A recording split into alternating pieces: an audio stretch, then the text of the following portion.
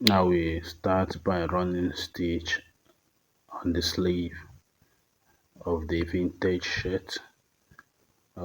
This stitch is after I have folded it. You can see that I turned the sleeve with the pattern fabric with the pattern fabric, and the plain will be used for the combination, which the plain is the two for the two sleeve. And I'm running the second sleeve right now. I'm running the second sleeve, and I just finished running the second sleeve. And if you should watch, you can see how neat the work is. You can see how neat it is. So I will then align both of them, align both of them and take them out. So the next thing I'll be running now will be the facing. This vintage shirt, it has its own facing like that of the safari or safari suit or suit. Just like suit have a facing, this is the facing for this vintage shirt. I will apply my hairstay on it. After applying the hairstay, I will return back. So I'm back from my table. After I apply the hairstay, you can see the hairstay on both of them. This another hairstay on the other side of the facing. So I will commence by running stitch on the front panel with the inner facing. So before I start running stitch, I will give about 1.5 inches gap or 1 inches gap from the top. I will now run the stitch and now follow the front, attaching the front panel with the inner facing.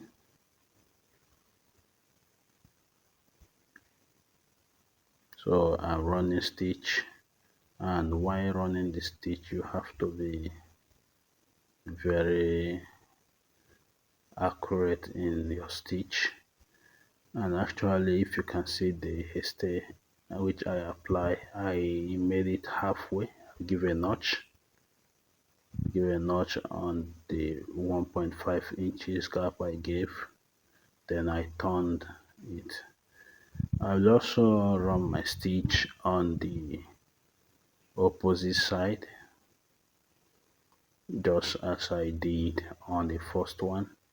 I will also bring out 1.5 inches, but this I will start from the bottom to run to go to the up. The first one I run my stitch from the up to the bottom. This one I will start from the bottom to the up side of it.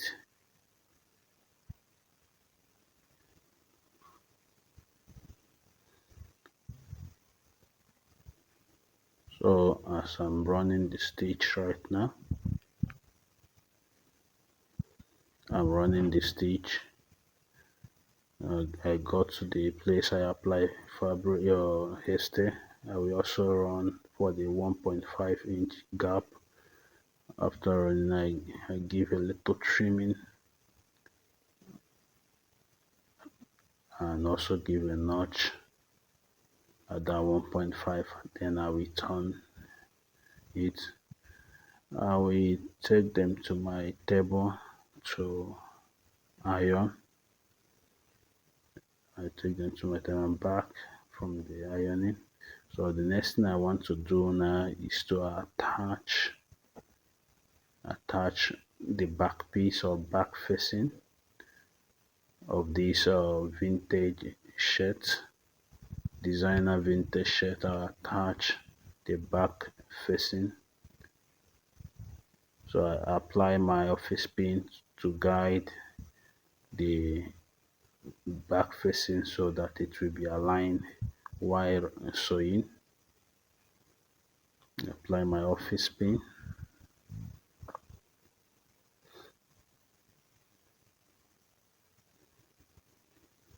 So I will start with the sewing right now.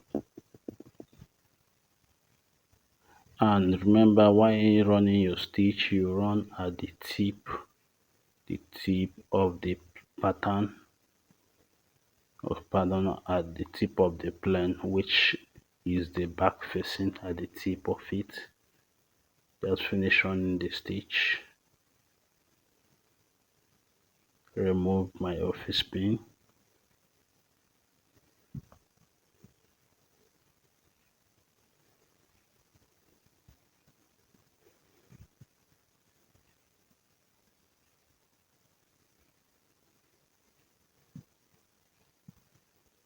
So what I will do next is that I will iron it well. After ironing it, I will return back with the facing and the back piece. So I'm done with this. I will also pick the back panel and the front panel of the opposite side, and also to join them just as I have joined the first one. And remember, the inner facing of the front panel will be removed. So guys, I'm back from the ironing table. I just prepared the band. This is the back band. I folded about 2 inches, and this is also the front band, the two side of the front band, and this band will be at the bottom side of the designer's vintage shirt. That's where it's going to be. And I just finished ironing the front panel with the front facing and the back panel with the back facing. I will commence right now by joining the back and the front panel together. First, I will remove the inner facing of the front, as you can see. Remove it. Then I will join the back panel with the front panel without the inner facing. That's what I want to do right now. So, and the purpose for removing the inner facing, so that that inner facing will accommodate while attaching the collar of the vintage shirt. You know, the collar is not like normal collar. It's a kind of you suit lapel collar. So, and I'm joining the front and the back facing right now, and this is it. I just finished joining it. This is for the one side, and actually whatever I do here, I will also repeat it on the other side of it, just like as I've removed the first one which I sewed. So I will commence with the joining.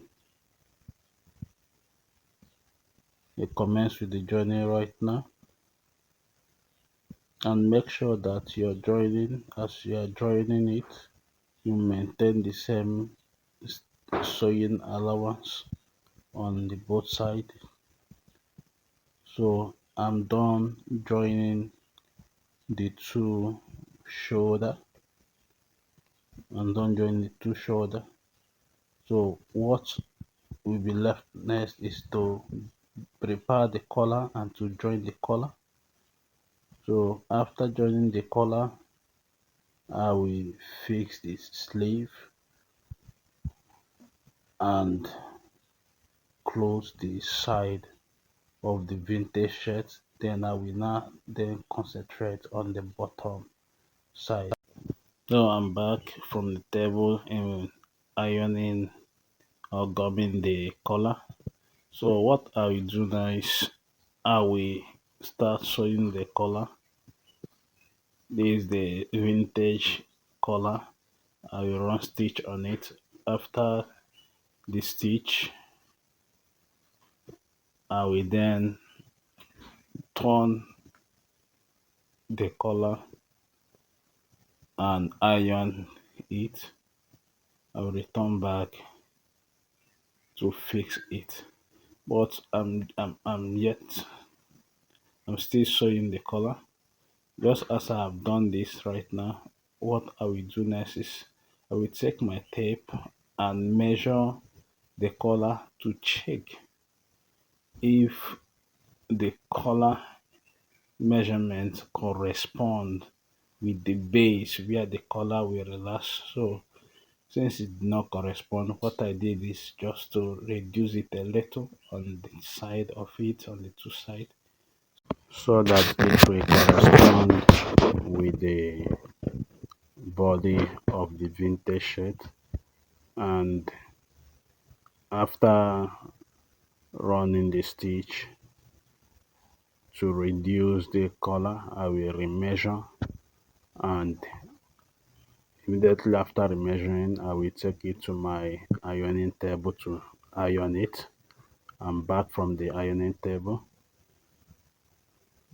and the next thing is to fix it on the vintage shirt. So that's what I'm doing right now.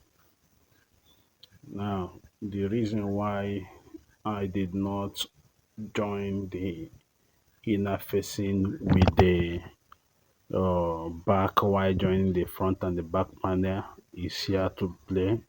I'll be joining the inner facing, attaching the inner facing with the front and the collar together. We attach it together. So, and I'm showing it right now. I'm showing it.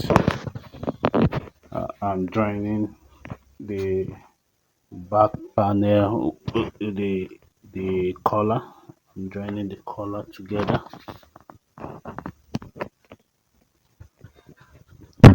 So you need to be watchful while joining the collar, and as you are joining the collar, make sure that you join it to be perfect and accurate while joining it.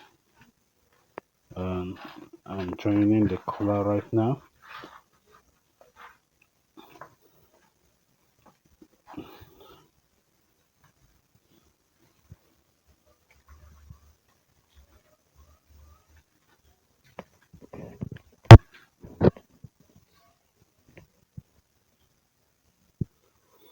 So after joining the collar, I will take it to the table, ironing table, to iron it properly to make sure that the collar is looking good. So you have to give it thorough ironing. So I'm attaching the other side of the inner facing. I'm touching the other side of the inner facing on it, and be very careful. Once you get to this point, you have to be very careful to make sure that the that area did not twist, or it doesn't have surplus on it. So I just finished attaching it, the collar, and you can see it. You can see it. You can see the little lapel on it and the collar. So